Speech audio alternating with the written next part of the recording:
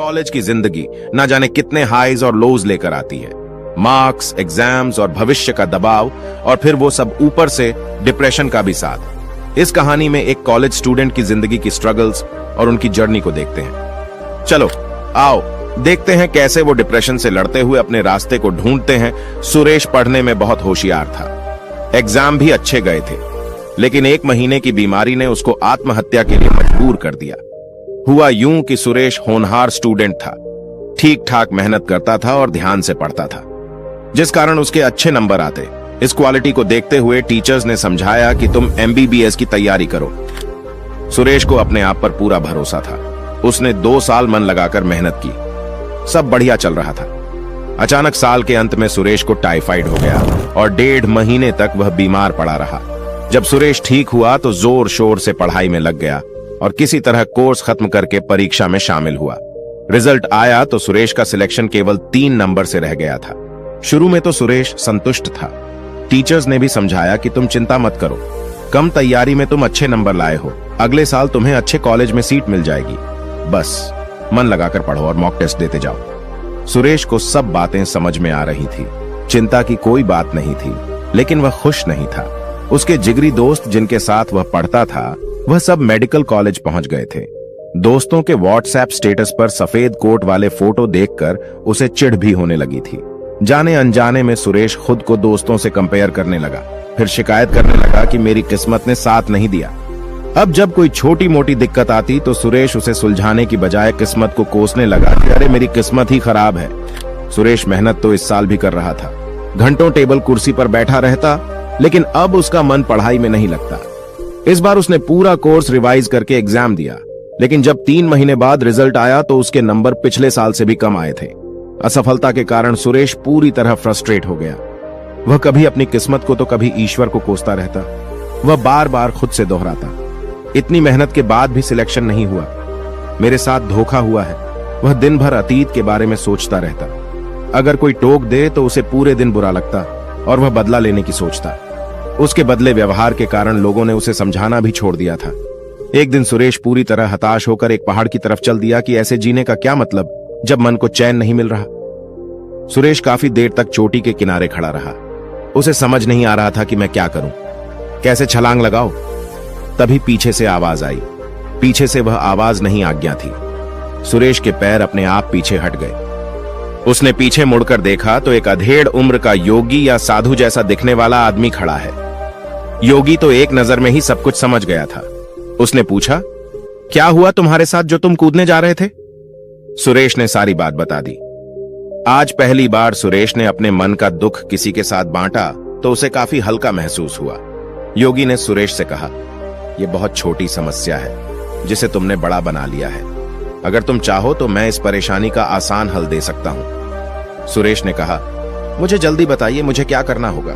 मैं हर हाल में बुरी बातों और असफलता को भूलना चाहता हूं। योगी ने कहा, मेरी कुटिया पास में ही है, वहीं बैठकर बात करेंगे। कुटिया के आते ही योगी ने सुरेश को पेड़ के पास बैठाया और अपनी कुटिया के अंदर चले गए। थोड़ी देर बाद योगी बाहर आए। उनके हाथ में एक जलता हुआ दीपक था। उन्होंने सुरेश से बोला, हाथ आगे बढ़ाओ और इस दीपक को पकड़ो। योगी ने सुरेश से पूछा, इस दीपक का वजन कितना होगा? सुरेश ने कहा, कुछ खास वजन नहीं है इस दीपक में। योगी ने कहा, कुछ देर इस दीपक को यूं ही पकड़े रहो, बस अपने नजदीक मत लाना। कुछ देर में ही सुरेश के हाथ दुखने लगे। योगी ने फिर पूछा, अगर तुम इसी तरह दीपक को 1 घंटा पकड़े रहो तब क्या होगा? सुरेश बोला, ऐसा करने से हाथों में दर्द होने लगेगा। योगी ने कहा, और अगर दीपक को पूरा दिन पकड़े रहो तब क्या होगा? सुरेश ने कहा कि हाथ सुन्न पड़ जाएगा, मांसपेशियों में खिंचाव बढ़ जाएगा। योगी ने कहा, क्या इस दीपक के वजन में कोई अंतर आया है? सुरेश ने कहा, नहीं, दीपक का वजन तो पहले ही जितना है। योगी ने कहा, जैसे दीपक हल्का होने के बावजूद हाथ को चोट पहुंचा सकता है, वैसे ही छोटी मोटी बात, चिंता न करने वाली बात अगर दिन भर पकड़े रहोगे तो भी अपने आप को भयंकर कष्ट में डाल लोगे। योगी ने कहा, जैसे कष्ट से बचने के लिए आपको बस दीपक नीचे रखना है, वैसे ही तुमको अपनी चिंता और शिकायत को नीचे रखना है। तुम्हारी कहानी चिंता, तुलना, शिकायत से लेकर असफलता और फ्रस्ट्रेशन की है। यह सब तुम्हारे पहले विचार के साथ शुरू हुआ जब तुमने सोचा कि मैं पीछे रह गया, और यह विचार बार बार मन में चलता रहा। और ये विचार बार बार मन में चलता रहा। तब इसने तुलना यानी कंपैरिजन का रूप ले लिया। फिर कंपैरिजन ने शिकायत का रूप लिया। जब शिकायत की आदत पड़ गई तो तुम्हारे मन का चैन ही खत्म हो गया। सुरेश ने कहा, यह तो सब मैं समझ रहा हूं, मेरी आदत बन गई है। मैं दिन भर यही सब सोचता रहता हूं। बताइए मैं क्या करूं? योगी कहते हैं कि सबसे पहले इस बात को समझो कि जीवन में कभी न कभी यह हम सबके साथ होता है। हम प्लान बनाते हैं, मेहनत करते हैं, लेकिन वह पूरे नहीं हो पाते। इसमें न किस्मत की गलती है न हमारी, बस हम नए सिरे से दोबारा कोशिश करते हैं। यह सब तुम्हारे साथ छोटी उम्र में हो गया। तुमने ईमानदारी से मेहनत की लेकिन रिजल्ट नहीं मिला। लेकिन अगर तुम इस घटना से सीख लो, शिकायत और नेगेटिव विचारों को छोड़कर अच्छाई देखो और अपने काम में मन लगाओ, तो फिर जीवन में तुम्हें असफलता कभी नहीं रोक पाएगी। सुरेश अब उत्सुक था। उसे समझ में आने लगा कि उसे एक नई स्किल सीखनी है। यह घटना उसके जीवन का एक बड़ा लेसन बन गई। उसने योगी से पूछा, मुझे यह तो समझ आ गया कि पुरानी बातों को बोझ नहीं बनाना है, पर यह सब मैं करूंगा कैसे? योगी ने कहा, हमारा इंसानी दिमाग इस तरह से प्रोग्राम्ड है कि या तो यह धन्यवाद महसूस कर सकता है या फिर चिंता कर सकता है। इसलिए अपने दिमाग को धन्यवाद देना सिखाओ। छोटी छोटी चीजों में अच्छाई देखने की आदत डालो।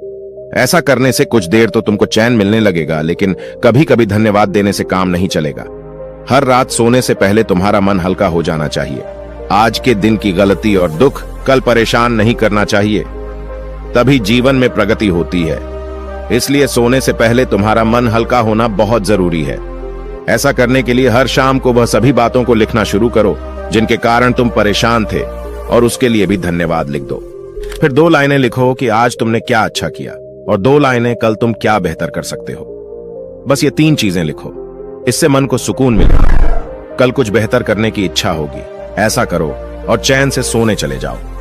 इस नाइट रूटीन को अपने जीवन में प्राथमिकता दूं।